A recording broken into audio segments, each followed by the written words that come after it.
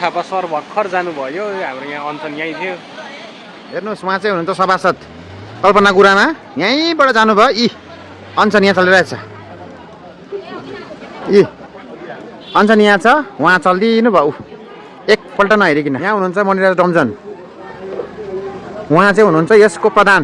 Video आएको रहेछ लङभ्यूको अनसनलाई चाहिँ जिटिए चिफ अनित थापा र सभासद प्रधानले नहेरिकन गयो भनेर।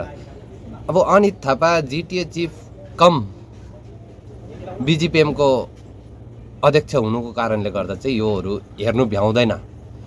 त्यही भएर अनित थापाले अहिले जिटिएमा भन्दा ज्यादा केमा फोकस, जिटिएको फन्ड मात्रै तान्नु हो। अन्त अनित थापाले हेर्ने भनेको को हो, जति पनि बिजिपिएमको झोलेहरूलाई प्रब्लम हुन्छ त्यो मात्रै हो।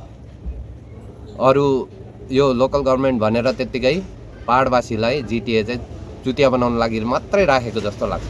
एज अ जिटिए चिफ उसले आफ्नो रेस्पोन्सिबिलिटीमा जति पनि इलाका पर्छ जिटिएको भित्र त्यसमा गएर हेर्नुपर्ने, सोध विचार गर्नुपर्ने काम हो। तर अहिले के भइरहेछ, तपाईँको बिजिपिएमलाई परेको भए पुगिहाल्छ पहिल्यै पेन्ट सुल्काउँदै होइन। तर त्यो दार्जिलिङको जिटिए क्षेत्रमा पर्ने उयसलाई जेसुकै होस् अरू पार्टीको हो भने मतलब छैन। त्यही भएर बिजिपिएमको झोलेहरूको मात्रै सुनवाई हुँदैछ अहिले। त्यही भएर जिटिएको केही कामै छैन। या त जिटिए चिफ अलग्गै भएको भए उसले निष्पक्ष रूपमा होइन आफ्नो जिटिए क्षेत्रमा पर्नेलाई उसले हेर्थ्यो, कुरा बुझ्थ्यो, समाधान गर्नुपट्टि लाग्थ्यो। तर अहिले बिजिपिएमको झोलेहरूलाई मात्रै सपोर्ट गर्छ यो जिटिएले पनि। अन्त योभन्दा पहिला नि इलेक्सनहरू हुन्थ्यो, सबै राम्रैसँगले जान्थ्यो, सबैले राम्रैसँगले क्याम्पेनिङ गर्यो।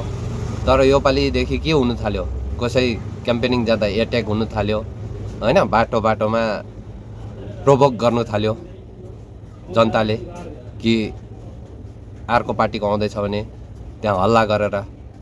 अन्त तपाईँहरूले थाहा पनि पाउनु होला अहिले इलेक्सन आउने टाइममा त अस्ति कतिजनाको घर पनि जलेको थियो।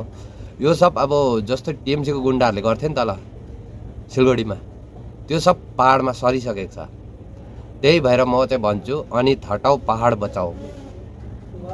अनितले दुई जग्गा अध्यक्ष गर्नु भ्याउँदैन बिजिपिएममा नि, या त फेरि बिजिपिएमको मात्रै हुनु पर्यो या त फेरि जिटिएको मात्रै हुनु पर्यो। त्यही भएर तपाईँहरूले पनि अलिकति दिमाग लाउनुपर्छ। जसको पार्टी छैन, अब नेक्स्ट जिटिए चिफ भएर जिटिए खारिज भएन भने चाहिँ तपाईँहरूले अहिले नै दिमागमा राख्नुहोस्, जिटिएमा जो उठ्दैछ त्यो चाहिँ पार्टीसँग सम्बन्धितै हुनु भएन। अगर पार्टीको मान्छेलाई यसरी गऱ्यो भने चाहिँ के हुन्छ भनेपछि त्यहाँ पक्का आफ्नो पार्टीलाई मात्रै हेर्ने काम हुन्छ।